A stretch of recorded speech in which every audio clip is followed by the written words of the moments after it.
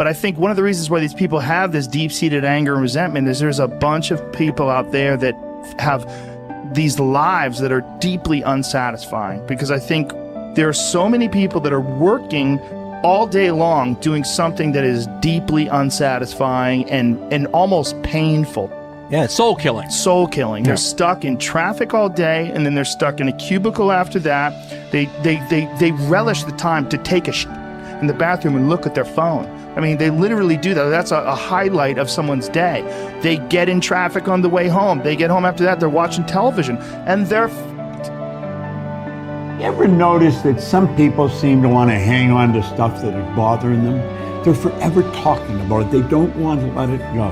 They've had a failure at something and it's dwelling. They can't get over it. They just can't get over it. Or somebody said something nasty to them. They don't want to let it go. Do you know what we should do? We should ask ourselves, everything that happens, is this serving you? Is this serving you? And if it's not serving you, get rid of it. You don't want anything in your life that's not serving you, that's not causing you to grow, that's not adding to the quality of your life. I don't care what it is. You will find some people, they just hold on to bad stuff. They hold on to problems. They don't want to seem to let it go. And that adds more problems. Whatever you focus on grows. The only thing that can grow is the thing you give energy to. Why would you hold on to anything that's not serving you? How bad does it have to get? I mean, to what denominator, to what lowest level do you have to reach before people really make up their mind to change? My message is, why wait? I mean, when you're feeling so altered emotionally, you feel so bad, that's the moment you could actually see yourself for the first time, because you're not answering your cell phone, you're not responding to all your texts, you're not watching TV, you're not going out to dinners, you're not calling people back. Something's altered in you, and you're starting to become self-aware, right? I dare you to analyze yourself first, your company first, your character, your behavior, your work ethics. I dare you to analyze it and see if there's any change you can make. See, you cannot manage time, but you can manage activity. You can manage your activities. Make certain that what you're doing really makes a difference. Make certain that you're spending your time on activities that are productive, that are taking you in the direction of your goal. If you think about the person that you want to become, what's that person do every day that you don't do right now? And when you start to do the thing that the person you want to become is doing, you leverage something called behavioral activation therapy. And that is a whole body of research that says when you act like the person you want to become, it's the most powerful way to change a habit. It's even better therapy than talk therapy, because the action proves to your brain that you're becoming that person. You're seeing the change through the action, and so then the brain catches up and starts to relate to you like a person that's confident, or a person who adores their appearance, or a person that celebrates themselves exactly as they are. Before you start the day, ask yourself, how do I want to think today? How do I want to feel?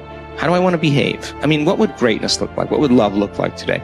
What could I do that would be really cool for me at the end of the day? Say, wow, so I had a good day today. What would make me feel that way? And if you can't find an answer to that, start reading. Who reads anymore? Read a book. I read so many books a week. I know, I'm that way too. So read something about, you want to be wealthy? Read a book about someone who became wealthy, and get real and realize they may have failed 50 times before they actually pulled it off. Or what were their characteristics? What were their traits? What made them? It wasn't about their wealth, it was about who they became.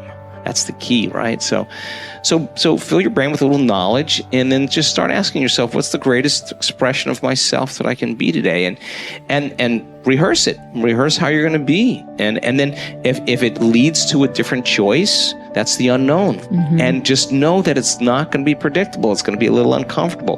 That's where the magic happens. If you can stay relaxed and awake in the unknown, things get pretty exciting. When you're back to the known, you're back to the familiar. Don't expect anything to change in your life. And if you say it's that person or that circumstance, you defaulted and went back to the program of the victim, allowing your outer environment controlling your thoughts and feelings. If you truly do this well, This is what I discovered. If I truly feel the feelings of my future before they occur, and I live in that state, I'm no longer looking for it to happen. How could I look for it if I feel like it already has, right? So I try to stay in that state, because then I'm not separate from it. And that tends to be when the magic happens. There's no control anymore. There's no predicting. There's no perfectionism. There's none of. All there is just kind of an experiment. Like, I'm experimenting to see if I changed my thoughts and feelings, if my life will change. And that should be the experiment everybody has. And do it with curiosity, and do it with just seeing if the experiment works. If it doesn't, change something else about yourself until it starts to work. Deciding who are we going to be. You know, we shouldn't hope to end up one day a magnificent, strong, beautiful, capable, kind, loving person. We should start living like that today, hopefully, so that we become that. That who we become is not an accident, but hopefully a purposeful intent. That our days and how we approach our days are literally driven by the intention of who we're going to bring.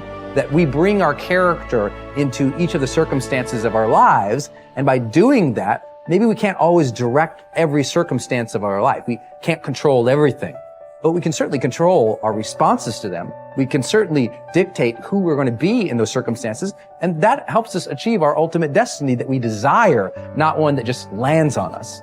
I think the other thing that really comes to people's into their power is when they really discover that, you know, each of our days is something that we can also design. Not just design who you're going to be. How are you going to design your day?